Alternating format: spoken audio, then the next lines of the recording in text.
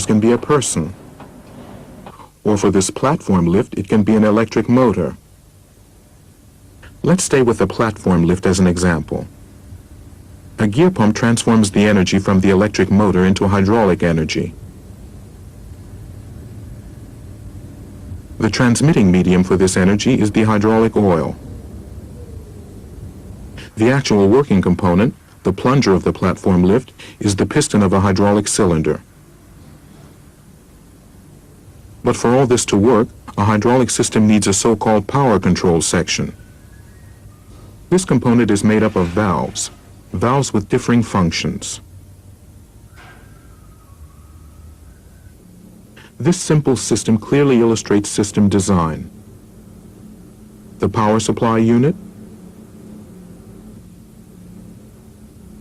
the power control section, and the drive unit.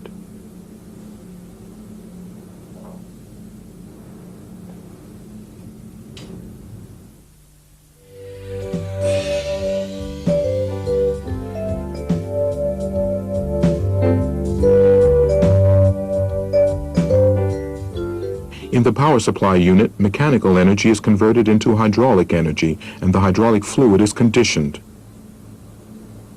The main components in this unit are the drive motor,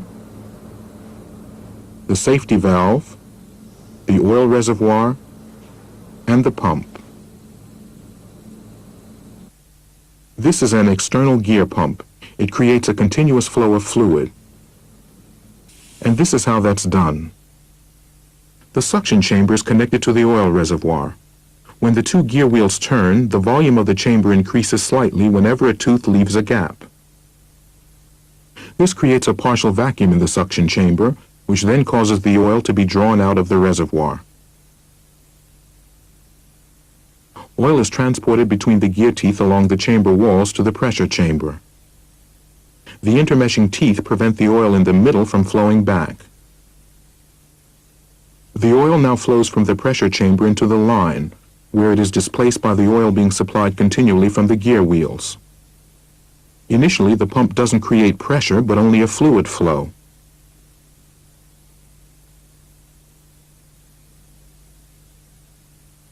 Not until the fluid meets with resistance, for example line resistance or a load, as in the case of our platform lift, does hydraulic pressure build up.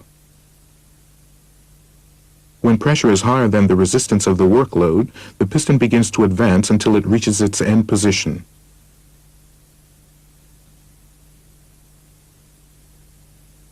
If the pump continues to supply fluid and pressure continues to rise, something will eventually have to give. Either the line will burst or the pump or cylinder will be damaged. This is prevented by a pressure relief valve, which is set to the maximum pressure of the pump. It doesn't open until this pressure has been reached, at which time it channels the hydraulic oil back to the reservoir. It's usually combined with a pressure gauge to form a unit. This external gear pump generates a constant flow rate. So what we have here is a constant action pump system.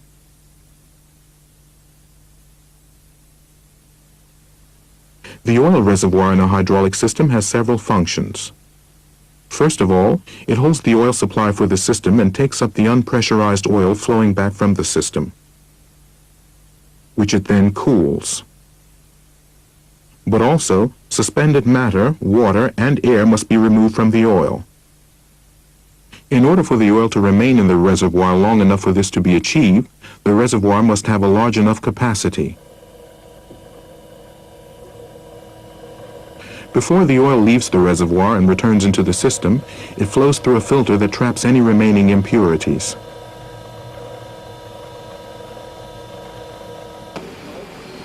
About 70% of all malfunctions in hydraulic systems are due to impurities in the oil.